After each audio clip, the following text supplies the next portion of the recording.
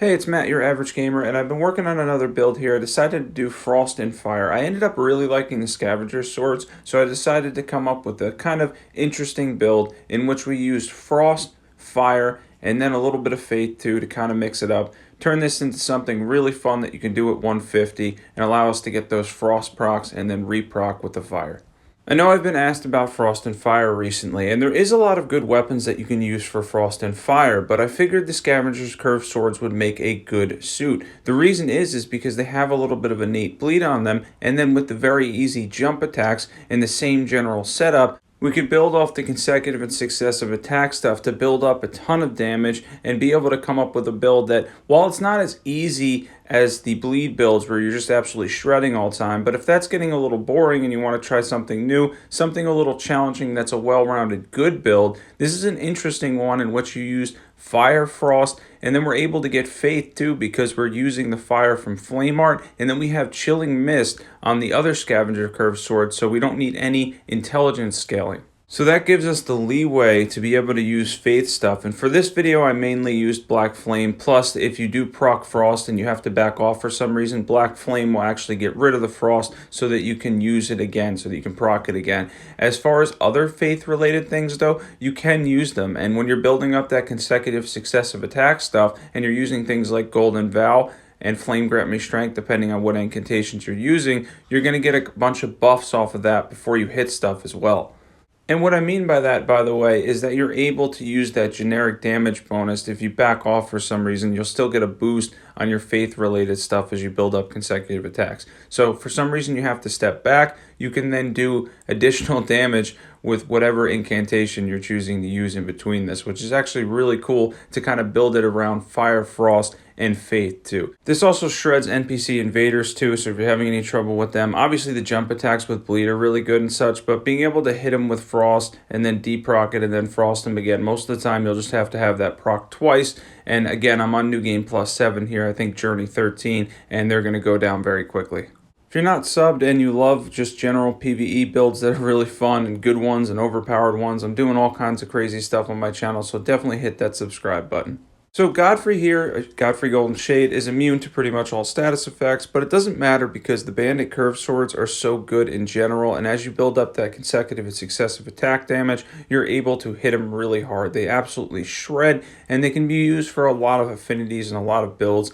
And again, with some other bosses you'll see later, there's a little bit of innate bleed, so you might get one bleed proc in there as well, with a bunch of frost procs, and then deprocking it with the fire. And then even if you're coming across an enemy that is immune, you can still shred them because they have really good damage on the jump attacks, and they just do a lot of damage in general. They're really quite good. The Scavenger Curved Swords have very, very good damage in general, and of all the bleed builds, I ended up liking them the most. I found the attack patterns, and once I got used to the jump attacks, and then the damage that they did in general to be fantastic.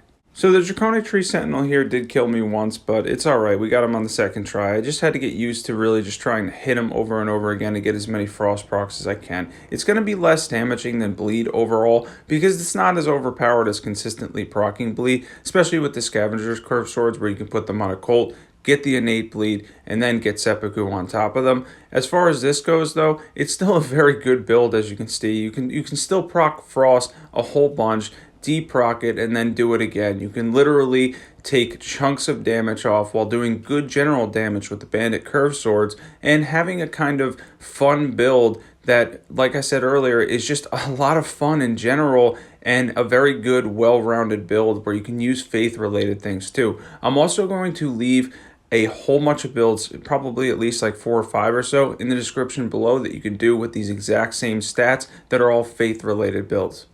And that's going to allow you to use a Fire and Frost build while also using Faith at 150. So all those things that you see in the description below, like the Blasphemous Blade build, the Bubble build, we have the Lightning build, all that stuff can be done while you can still switch to something like this if you want. Put Flame Art on the opposite offhand, and then put Chilling Mist on your main hand, which won't scale with INT because it has that extra frost that adds to it on the Ash of War. And then the offhand with the Flame Art is going to scale with a B in Faith. So basically, we're still getting good damage without having to get the strength stats, the dexterity stats, the intelligence stats, pushing everything into faith so that one sword has a lot of damage, and then the other sword has decent damage, but it's got the frost on it anyway, and it turns out to be a very good build where you can turn around and then do incantations as well and really mix it up, especially if you want to stay meta relevant at 150. This is very, very achievable, very doable, and it allows you to have a lot of variety in the sense that you're able to wield these two swords, proc frost a bunch, deproc it with the fire, and then use faith and incantations and whatnot for a lot of damage. So this is one of those builds that's really open to the user that's playing the game. It really is open to you. I like the Black Flame though because you always have that option to deproc it. Plus it comes out really fast as far as being able to throw it. Use the Godslayer seal for the boost for that. I'm going to show my stats, equipment, everything that you'll need to know in a little bit so that you can have this exact setup too if you want to try something new and a little bit different.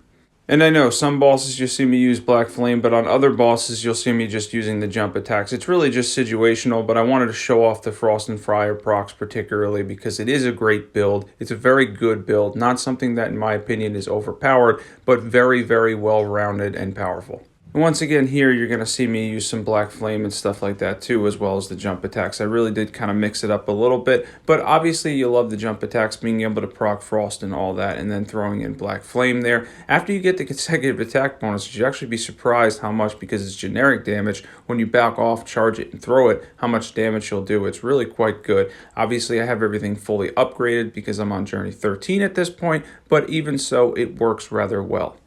And Godric here isn't too much of a problem. He's got more HP on max scaling, but he's always going to be Godric after all. I did test this on a lot of early and mid-game bosses. I originally tested it on some field bosses and whatnot as I got used to it, and that was when I was like, well, it does work quite well. Why don't I take on some main game bosses and see how it turns out and put a build video together? And in the end, I really liked the way that it came out because it was something that was a little bit challenging that I can do, while also allowing me to use one of my favorite things in the entire game, and that's faith.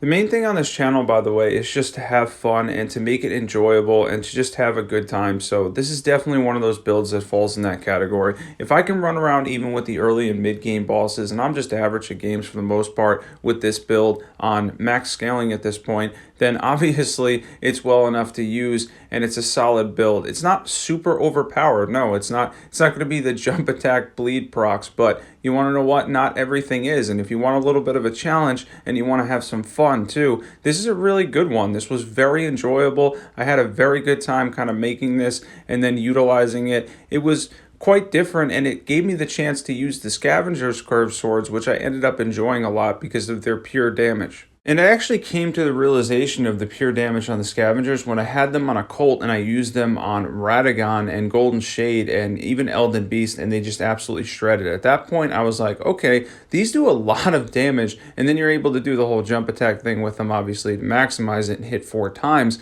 But they're very good, they're very well-rounded, and you can put a lot of different Ashes of War on them. So obviously it's a good opportunity to mix it up, change things around, and do something a little bit different. But don't get me wrong, I like overpowered builds, and the bleed builds obviously are fun. Scavenger Curved Sword I still think was the best one for me, no doubt about it. I covered that on my channel, it was fantastic. I ran through the whole game on max scaling, and it was very easy.